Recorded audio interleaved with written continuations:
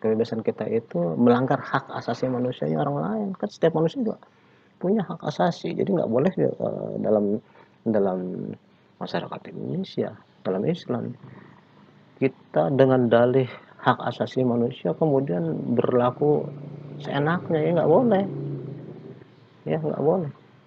Nah, jadi kebebasan itu harus kita perhatikan. Oke, yang terakhir dalam kesempatan ini ya kita lihat bagaimana HAM di dalam pengaturan menurut PBB.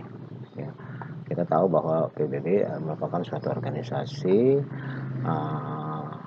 organisasi dari masyarakat internasional.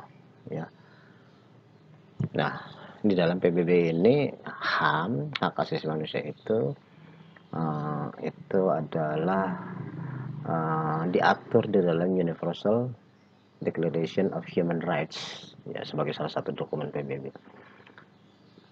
Menurut PBB ini kan merupakan, kalau PBB ini berarti kan merupakan kompromi dari seluruh bangsa, berarti kompromi HAM menurut Barat, menurut Timur, menurut Asia, ini kompromi, ya, temukan jalan tengah gitu ya. Kalau kapitalis ke kanan, kalau komunis ke kiri, terus ada lagi yang di tengah-tengah, maka PBB ini mengambil jalan tengah tentang pengaturan HAM. Satu, mereka menyatakan bahwa setiap orang punya hak untuk hidup, untuk merdeka dan hidup aman. Ya. Nah, itu satu menurut PBB. Yang kedua, setiap orang itu punya hak untuk diakui kepribadiannya menurut hukum. Jadi artinya setiap individu punya hak yang dilindungi oleh hukum untuk menjalankan kegiatan-kegiatan baik itu ekonomi, sosial, politik dan sebagainya. Itu mereka bebas untuk melakukan kegiatan. Karena apa? Karena itu harus diatur oleh hukum. Ya. Yang ketiga adalah menurut PBB setiap manusia itu, ya, setiap warga negara di masing-masing negara itu punya hak untuk mendapat jaminan hukum dalam perkara pidana. Jadi bukan berarti kalau misalnya mereka melakukan suatu kegiatan kejahatan itu, ya, itu kemudian mereka menjadi dihukum secara sewenang-wenang. Walaupun mereka tadi dianggap melanggar HAM terhadap orang lain dan melakukan kejahatan, tapi bukan berarti mereka kemudian menjadi tidak punya hak untuk dibela, tidak punya hak untuk untuk membela diri.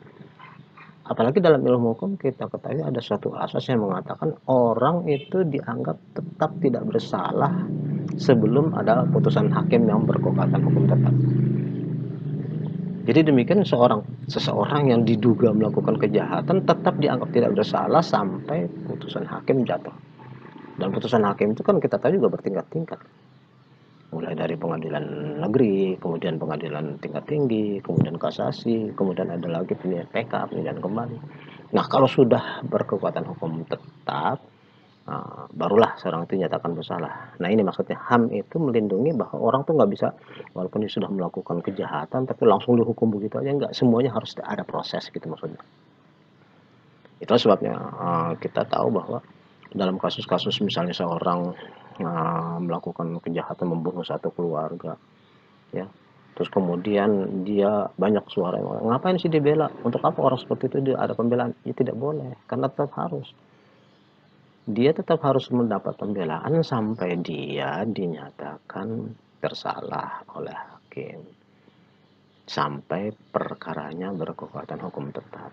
Nah, jadi ini dia mendapatkan pengaturan dari PBB. Ya, oke. Berikutnya menurut PBB, setiap manusia itu adalah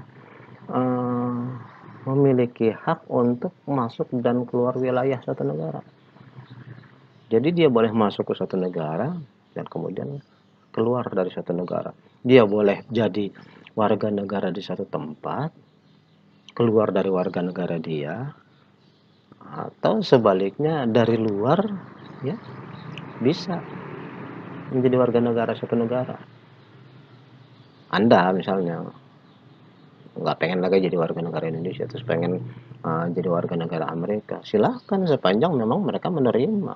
Kita Hukum Indonesia yang mempersilahkan, dan karena apa? Karena memang itu merupakan suatu jaminan dari PBB bahwa tiap orang berhak untuk masuk dan keluar di wilayah satu negara. Nah, sekarang kita sedikit kita lihat lockdown. Lockdown itu pada prinsipnya adalah yang sekarang ini sedang berlaku nih, lockdown.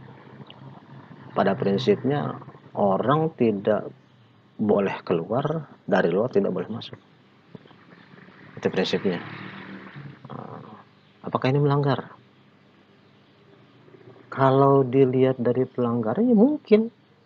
Tapi kan kita tahu bahwa dalam ilmu hukum juga ada ketentuan bahwa di dalam keadaan darurat hukum itu menjadi tidak berlaku. Stas not break. Jadi artinya ini kan kondisi darurat. Kalau dibiarkan lalu lintas terlalu bebas, maka yang terjadi adalah penyebaran penularan penyakit secara luar biasa. Jadi kalau Anda saat ini disuruh di rumah saja, itu bukan berarti pelanggaran HAM oleh negara kepada Anda. Bukan, justru terbalik, demi keamanan Anda sendiri. Daripada Anda keluar sana kemari akhirnya terkena virus gara-gara berinteraksi dengan orang lain, kan itu sangat berbahaya. Kenapa? Ketika Anda balik ke rumah, maka Anda berinteraksi dengan keluarga Anda kena semua lagi. Masyarakat Anda kena semua lagi. Ya, termasuk juga nih dalam hal agama nih, banyak juga orang yang salah mengerti yang mengatakan bahwa untuk sementara ini kita sebaiknya tidak melakukan sholat berjamaah dulu, dan sebaiknya tidak melakukan sholat Jumat dulu. Ini banyak yang teriak katanya melanggar HAM. Mereka mengatakan bahwa kita lebih takut kepada Allah daripada kepada virus corona. Persoalannya bukan di situ. Kan udah terbukti tuh yang kemarin ada di kasus di Kebon Jeruk. Ada tablik akbar, banyak datang dari negara lain, bahkan bandel terhadap apa yang sudah disepakati, dihimbau oleh ulama dan umara, tetap melakukan. Akibatnya apa? Akibatnya kan kita lihat ada orang yang kemudian kena positif corona.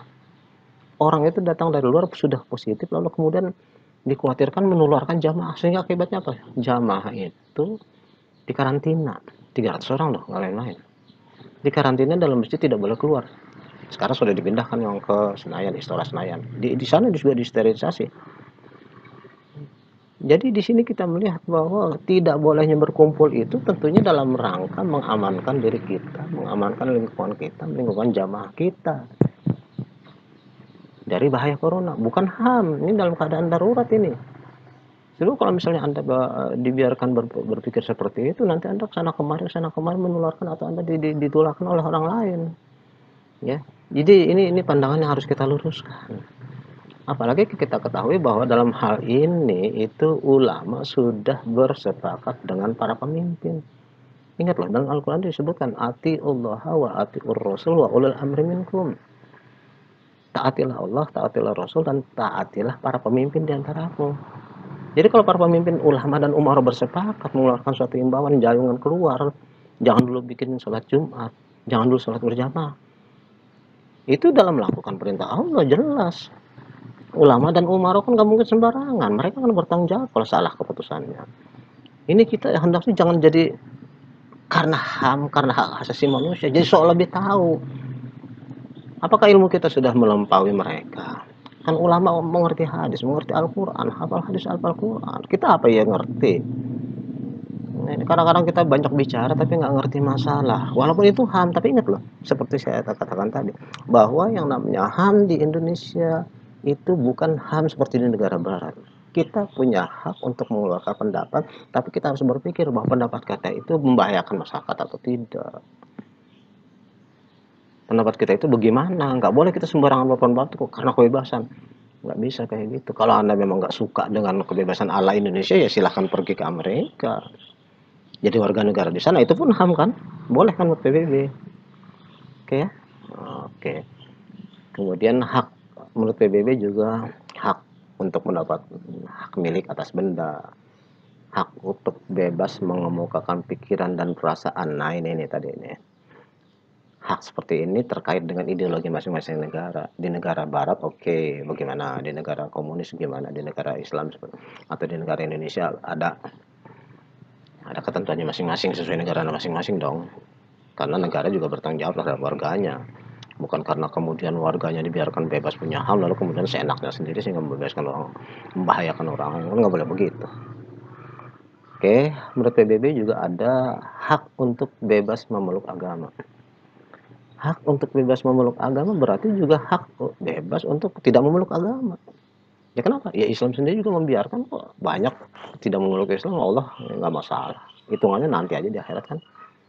Sebab kalau misalnya Allah mau, kan Allah bisa aja semuanya jadi Muslim, jadi Islam, beriman semua. Tapi Allah membiarkan. Nah, jadi hak untuk bebas memeluk agama berarti juga hak untuk bebas tidak beragama. Cuma dengan catatan kembali lagi ke tadi, jangan sampai hak kita itu penggunaannya membahayakan orang lain. Sama, balik lagi ke situ. Oke, berikutnya menurut PBB, setiap manusia itu, setiap warga negara punya hak untuk mendapat pekerjaan. Berhak loh, bukan berarti harus. Ya, terus kemudian negara memang berkewajiban untuk menyelamatkan kehidupan ekonomi sosial politik sehingga warga negaranya bisa bebas mendapatkan pekerjaan. Tapi bukan berarti semuanya harus jadi pegawai negeri kan. Nggak mungkin. Negara itu kan organisasi. Kalau terlalu banyak pegawai kan ya parah juga, nanti anggaran negara habisnya untuk gaji pegawai. Sama dengan perusahaan. Kalau terlalu banyak pegawai kan bangkrut perusahaan itu. Oke. Terakhir menurut PBB adalah hak untuk berdagang, hak untuk melakukan kegiatan di dalam kegiatan ekonomi. Jadi tiap warga negara ya bebas untuk berdagang. Bahkan suatu negara sejahtera itu adalah negara yang 20% dari penduduknya itu ya memiliki atau menjadi wirausaha. Dia tidak tergantung negara, mereka berusaha sendiri untuk menghidupi, mensejahterakan dirinya sendiri. Oke, jadi ini ya kuliah saya tentang hak asasi manusia, pemahamannya, pemberlakuannya di berbagai negara, perbedaannya. Ya, kita sudah mengenal tadi menurut negara barat, negara komunis, negara Asia, Indonesia, dan juga menurut jalan tengahnya, yaitu yang diatur oleh PBB dalam Universal Declaration of Human Rights. Oke, sekian dulu, mudah-mudahan bermanfaat. Tolong nanti dipelajari lagi karena pasti ada penugasan. Seperti waktu di kuliah juga dulu ada penugasan setiap kuliah. Ini cara seperti ini adalah memudahkan, karena saya lihat tadi pengalaman kemarin kalau Skype ataupun Zoom atau apa itu terkendala dengan jaringan. Ya, kalau jaringannya bagus bisa, kalau jaringannya jelek ya seperti yang sudah kita coba kemarin-kemarin ya nggak bagus. Makanya saya pakai cara kayak gini aja. Saya rekam-rekamin semuanya per kuliah, nanti insyaallah akan saya sebarkan. Pelajari ya, jangan nggak belajar. Sekian. Assalamualaikum warahmatullahi wabarakatuh.